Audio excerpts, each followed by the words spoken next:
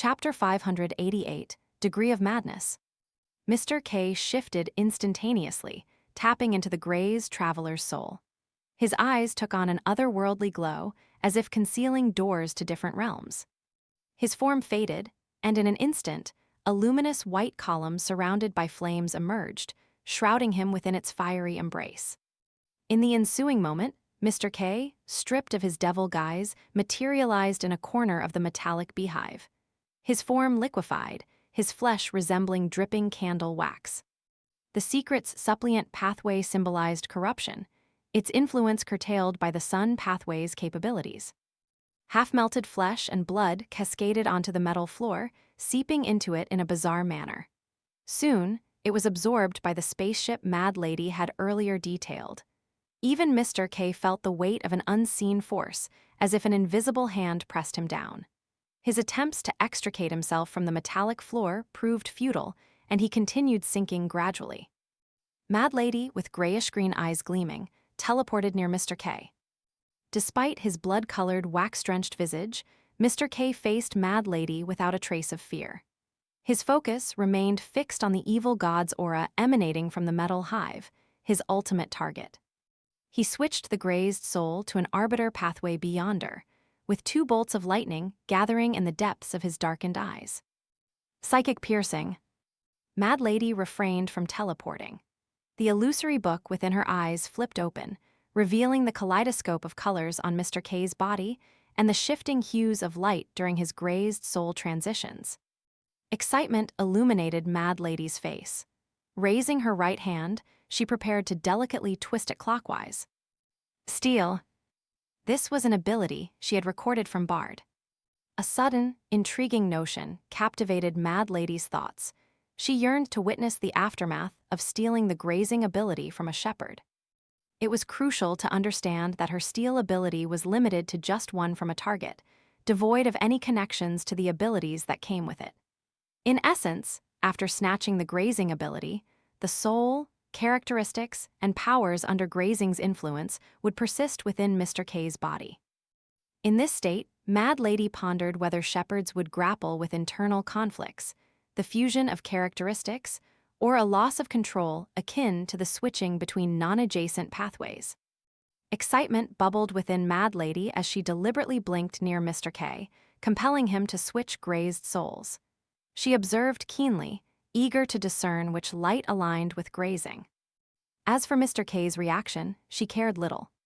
You continue your fight, I continue my steal. Whoever dies first loses. Simultaneously, the metal floor, saturated with Mr. K's flesh, quivered unexpectedly. A previously concealed door within the metal hive withdrew, unveiling a passageway that hinted at a silver metallic hall beyond. A formidable suction force emanated from that direction. While her attempt to steal Mr. K's grazing ability was underway, Mad Lady, lacking the strength, was propelled into the air. Dark blonde hair whipped around wildly as she soared toward the origin of the anomaly. Meanwhile, Mr. K remained locked to the metal floor. Though his body swayed precariously, on the verge of being pulled away, he held his ground, unsteady yet resilient. The face of the blood-colored, wax-streaked Aurora Order Oracle betrayed an anxious expression. The enemy was on the verge of escape. The source of the evil god corruption had revealed itself. Mr. K swiftly switched back to the corresponding devil spirit, summoning a broadsword forged from crimson lava and pale blue flames. Targeting his body adhered to the metal floor, he executed a slashing motion.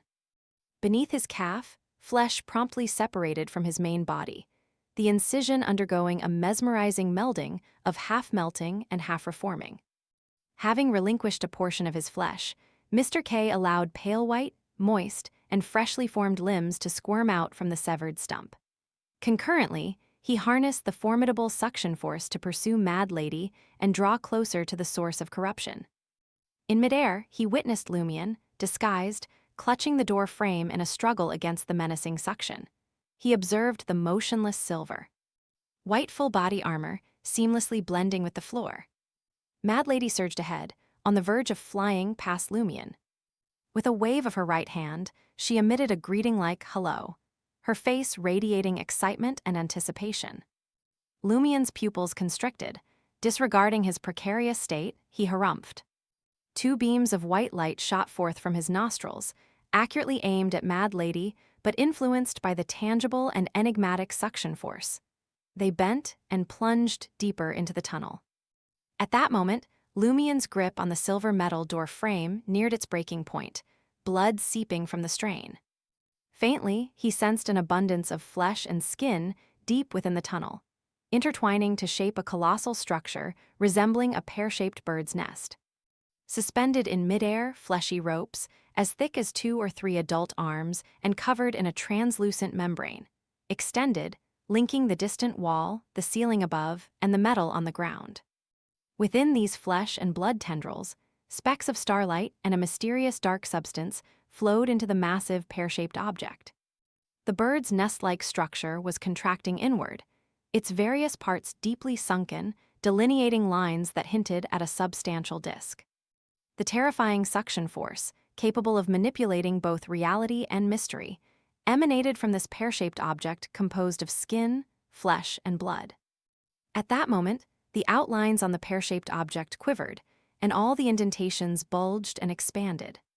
With this transformation, fragments of starlight spilled from the fleshy bird's nest, rushing into every cabin within the spaceship.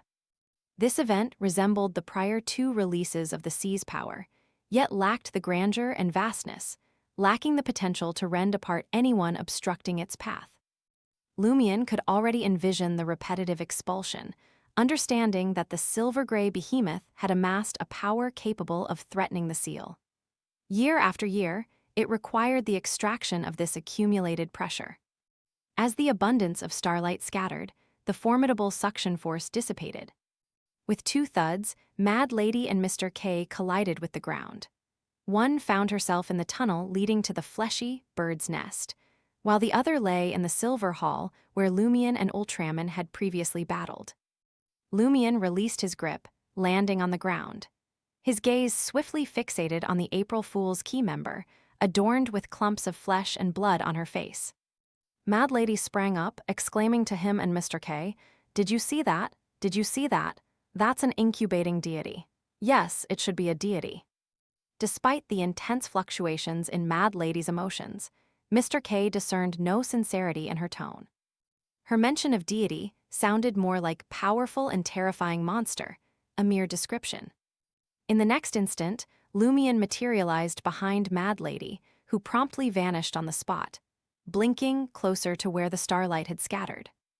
Lumien, sensing danger instinctively, felt his heart quicken involuntarily.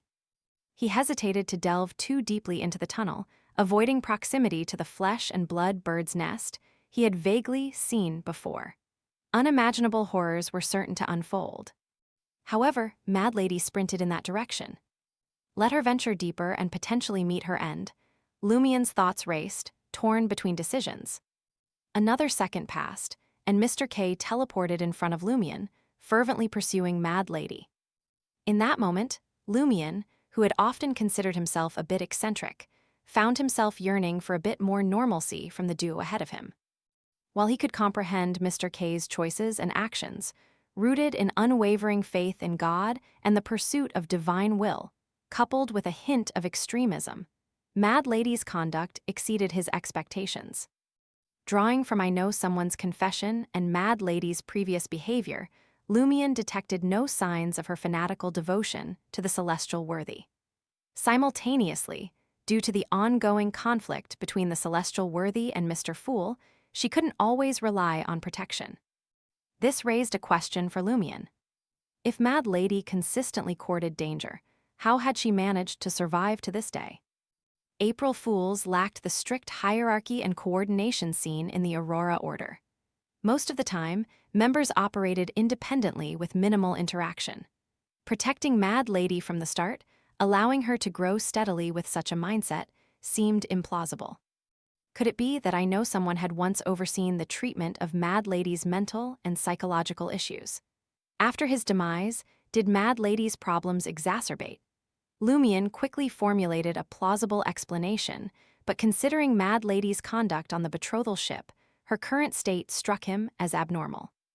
On the betrothal ship, Faced with the impending release of the sea's power in the energy passageway, Mad Lady, though eager and seeking excitement, had an escape route. As long as she didn't delay until the last moment, she could teleport away, avoiding the actual risk of death. Now, whatever lurked in the depths of the tunnel made Lumion, despite his feigned high level, intuitively uneasy. He believed it represented an almost certain death sentence. Yet, Mad Lady persisted in her attempt to approach. Could there be a reason compelling her to make contact with that object? Lumion wondered. He suspected that Mad Lady's actions might be part of the Celestial Worthies scheme, convincing her that she could confront the provocation head-on and escape in time. I can't let her and that Celestial Worthy succeed. Besides, personally, I look forward to ending her myself rather than witnessing her being swallowed by that dangerous object. Lumion's eyes narrowed, the desire to teleport forward and intercept Mad Lady compelling him. However, preventing a traveler from reaching a specific location in such a manner was clearly impossible. Lumion hesitated, unwilling to genuinely approach the flesh and blood, bird's nest, deep within the tunnel. Suddenly, an idea struck him.